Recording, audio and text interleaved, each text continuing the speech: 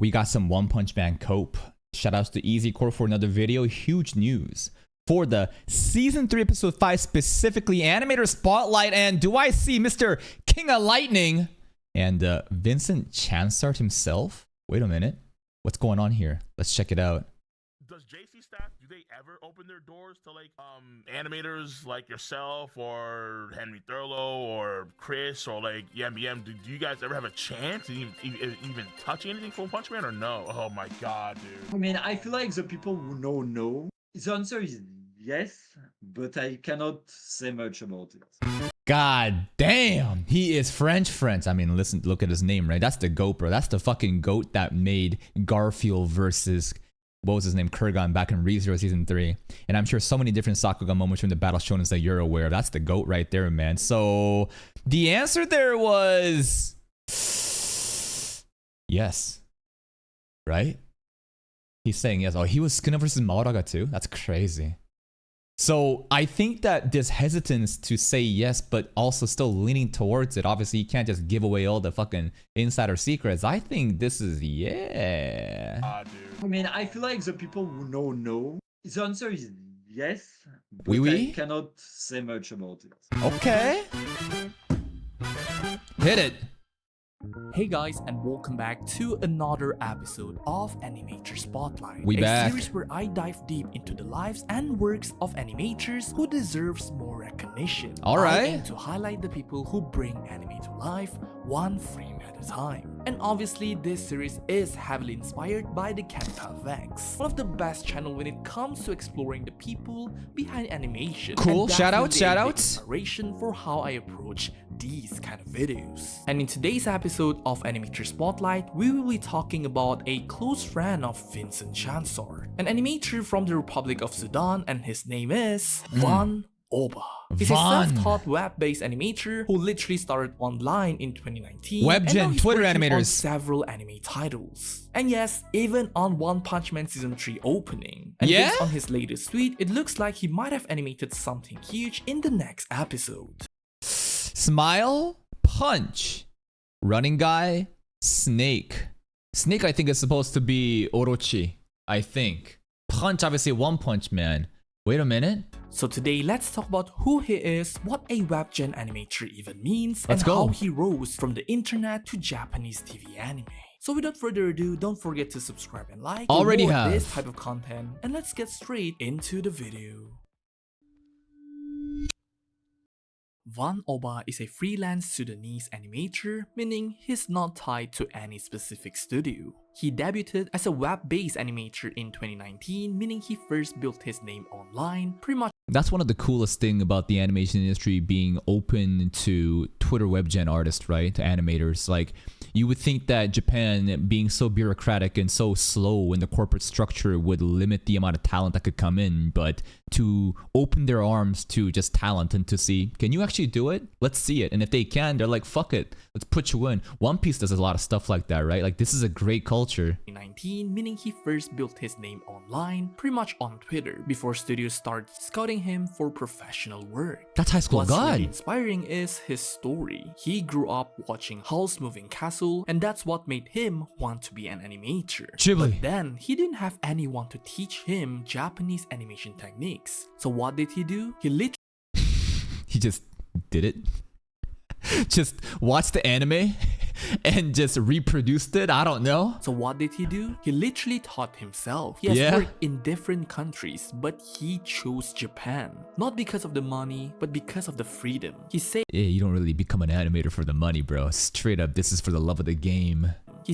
Japan gave him more creative freedom even though the salary was smaller. And yes, he's also a Naruto fan. Okay. So before we go deeper into his work, let's answer this question. What even is a web-based animator?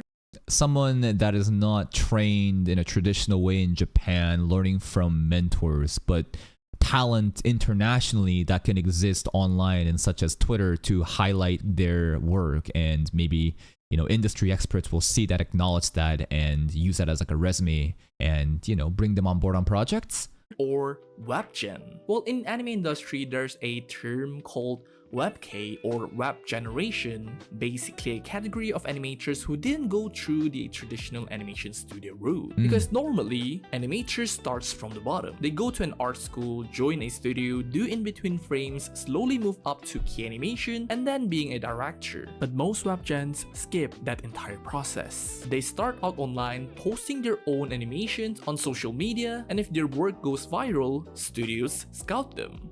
And I think that's great. I think that having a structure and a tradition that raises up, homegrown talent is important. I think that kind of culture promotes, like actual proper learning and the foundations. But in the animation industry, like what's going on? It's all fucked up, right? And I think there's like a lack of talent now. I'm not too sure, but people are saying there's so many animators coming in, new ones that don't even learn the proper steps. They're just trying to rush stuff to get projects in by deadline, but there's no like knowledge being transferred. That kind of sucks, right? So during all this, emergency outbreaks and lack of actual good talent, having people pop off on Twitter, having random ass dudes that don't even, know about Japanese animation but has the skills to do so, they can then succeed. So this obviously really gives what's the word? I like how it evens out the playing field and you can take in new sources of talent without having a gate that prevents them from joining in when they clearly can do it. Now, what makes webgen special? Well, they usually ignore those trendy drawing styles and most of them doesn't really care about staying on model. They're also the one that focus more on the movement, the overall flow of the animation, the rhythm and the impact of the scene itself. And their scenes are full of vivid dynamic action and crazy rotating camera works with long takes. They just basically, it's kind of interesting how they focus on like the special moves. Like I don't want to say that they ignore the fundamentals, but they heavily focus on everything that makes a crazy Sakuga moment, go viral, and they specialize in that. Also often animate everything themselves, including effects, backgrounds, rotation, and even character acting.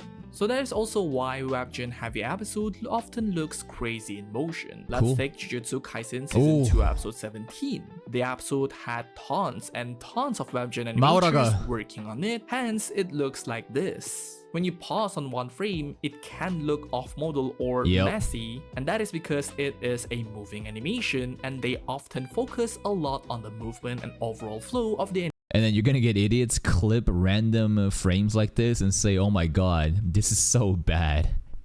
I mean, that's kind of like how the Naruto pain fight, right, got shit on hard back in the day. Animation itself. In short, webgens are pretty much like a rule break. Yo, this frame is fucking crazy, man.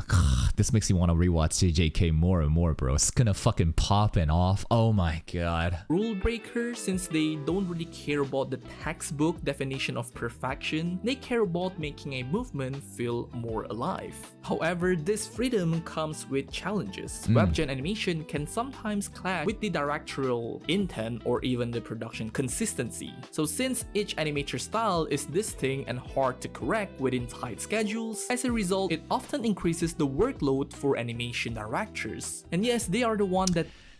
But is that a matter of pride and ego getting in the way? Because it looks good. An animation director, the director must have a clear vision, and they're the ones that hold everything together, right?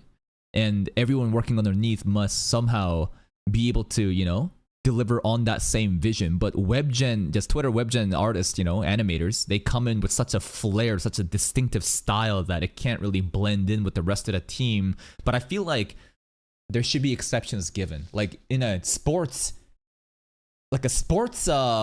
comparison, right? There's everything's about a teamwork. You need to work cohesively, right? It's part of a system. Every player has their own objective and they work together as a team. But sometimes there's geniuses, right? Sometimes there is exceptions where they operate on a different wavelength and they're given these privileges to just pop off, and the team actually centers around them rather than the individual centering around the team. So for this type of stuff, if the Sakuga moments look fucking amazing, then ball out maybe. Needs to integrate these highly individualistic cuts into a coherent episode. Despite that, when balanced properly, webgen talents can elevate a show, bringing explosive action and also expressive movement. But unfortunately, even with such an impressive portfolio, not every animator gets the chance to show their full potential. Production constraints and scheduling issues can easily hold them back from expressing their true capabilities. And that honestly is one of the most unfortunate parts of this industry. So I really hope Van Oba is given full creative freedom to work on his cut for the next episode of One Punch Man Season 3. That's crazy, bro. Van Oba gonna come in and pop the fuck off Garo versus Rover fights? I don't know. Or, I mean, I didn't see anything with the Dominatrix girl, right? It was a snake, it was a punch. It should be Garo, Rover, and some Orochi stuff. Now with that being said, let's shift our focus back to Van Oba. His work is fast, full of energy, and loaded with camera rotations. When he first started working on Japanese production, some fans criticized his style, saying things like, "This doesn't look Japanese enough," or "This will be hard for the animation director to fix." But instead of backing down, he improved. His more Yo, these scenes are all him, bro? Let's fucking go. That's crazy. These animation isn't Japanese enough. I wonder if that's like inherent racism coming from within, because like, let's say an actual Japanese person submitted Van Oba's work, would they say the same thing without the actual context? Honestly, I feel like they couldn't tell the difference. I feel like this is a specific thing because he's from what, Sudan? Animation director to fix, but instead of backing down, he improved. His more recent work shows cleaner composition and better readability, Hey, and soul still leveling keeping scenes that too. wild webgen energy. Throughout this entire video, I've shown a lot of his clip, and yeah, bro, the Choso fight scene too in the bathroom, that fucking fight scene is crazy choreographed. The soul leveling scenes too, like all the clips that I'm recognizing from Van Oba, I remember those. I'm like, this shit is hype back then. This dude's resume is actually insane. He's contributed to so many big Wow. titles that you've definitely seen his work. And what Even Lazarus, bro, in One Punch Man Season 3. Van Oba straight up just like tarnishing his resume to fucking clutch for an episode. I appreciate that. But look at that. Kaiju 8, solid anime, looks beautiful. Bleach, 1000-Year Blood Work, that's just popping off. JJK, that is pretty much, people say, is the height of animation, right? Attack on Titan, One Piece, Boruto. Don't know anything about Castlevania, but Fate Grand Order, the CM that I've been seeing of, the Rin clone fighting, like, it looks amazing. one of his most remarkable cut is definitely from Jujutsu Kaisen Season 2. And if you notice, he's often worked alongside other webgens like Vincent Chansard and Dorian Coldham. So when Vincent hinted that someone he knew, I just can't explain to you how much I appreciate this man for delivering ReZero Season 3 Sakuga. That was just straight up out of fucking left field. Do I still have this episode? I don't have it right beside me, but bro, there's a scene, bro. There's a fucking... Wait, what? Can I go here? Hold up. Sakuga Buru. Yeah, Sakuga Buru. I want to show you this one clip, bro. It's fucking crazy. ReZero. Come on, ReZero. ReZero. Where is ReZero, bro? Here it is. Come on, let's see it. How do I find it? Why isn't it showing up? ReZero. I'm being a boomer right now. ReZero.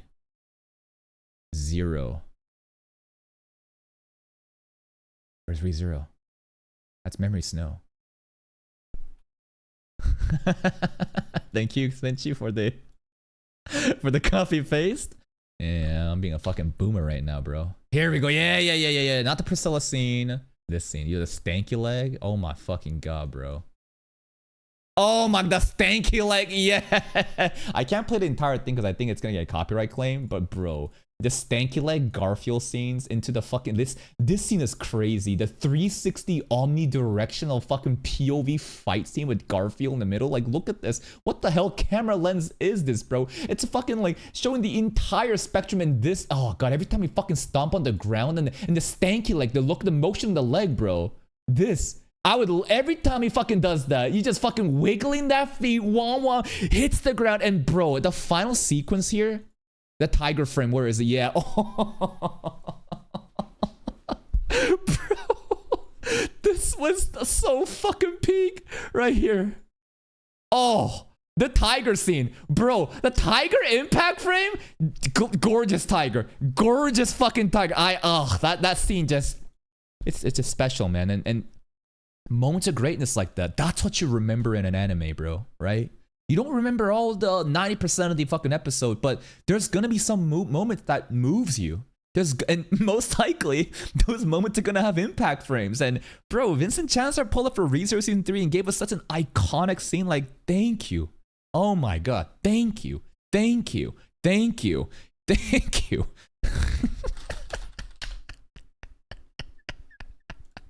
Thank you.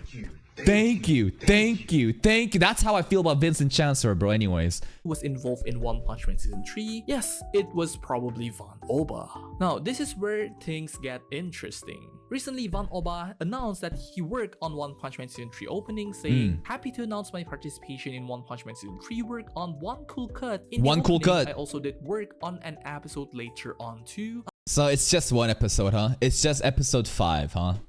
I'll still take it. I just hope that there are other talents coming on board, right? And not just episodes. Because like episode 5, the substance of the episode, it's not as hype as the later fights. So I'm hoping that, you know, JC staff hopefully just begged, you know, some freelance talent online to help out. I think I did really well on those, so please look forward to it. And yes, we've seen his work in the opening itself. It's around looks good. 3 seconds. It's not really that long. But since he did confirm that he did work on an episode later this season, recently he tweeted something like this. And to hype things even up, he even posted an illustration of Saitama saying 4 days left before the actual episode itself. So that is pretty much an indication that he will be present in episode 5 of One Punch Man Season 3. The proportion that these characters are crazy. I think it's intentional art design though. But man, this could be it. This could be the moment where One Punch Man Season 3 episode 5, right? That's what gives people hope. Maybe it'll finally, you know, make people stop dooming. You know what the funniest thing is? Imagine that actually happens. Imagine we have actually like the Sakuga moment of ReZero happening here. ReZero is not a good comparison because the rest of ReZero was fantastic still. But imagine this is the episode where it's people's like, holy shit, we have hope. But after this, if there's no follow-up, that's pretty bad. The worst thing you can do is give people hope that you can't deliver upon afterwards, right? So we'll see. Hopefully we'll see. And yes everyone, since Van Oba is a webgen animator, I do have a certain expectation for what his cut might going to look like in the actual episode itself. I do hope there's going to be some POV shot like what he did in Jujutsu Kaisen Season 2, which is a really amazing cool approach towards how a chasing scene would look like. So again, if something similar to that happened in One Punch Man, giving a different approach, a unique approach I would say, would be interesting to see. Obviously I want more than that, but let's hope for the best. I am really excited to see what he'll bring to the table for this episode. And yes everyone, those are basically it. To wrap it all up, Van Oba went from self-teaching animation in Sudan to becoming a full-fledged animator in Japan and now part of One Punch Man Season 3. Bro might save the season. Animators like him are changing what anime can look like. And even though some fans still prefer the traditional clean look, I think it's pretty cool that we're getting such a variety of animation styles in anime. So yeah, the next time you see his name pop up in the credits, remember it. This is Van Oba, the Sudanese webgen who brought his movement and soul. It's a pretty easy name to remember. I don't know, something like Vincent Chancellor, it's easy to remember because Vincent is such a cool name. Chancellor, I think Charizard, like the Pokemon. But Van Oba, very simple, right? Not many syllables. Easy name to remember. To the anime industry. If you enjoyed this animator spotlight and want to see more breakdown like this, drop a like and comment which animators I should cover next. Will do. Also, don't forget to subscribe. Oh, and yeah, if Van Oba himself is watching this video, I would like to say thank you very much for your hard work and thank you for watching this video as well. I'm looking forward. Is he in the comment section? Van Oba? Van, are you here? Van? Unfortunately, he's not.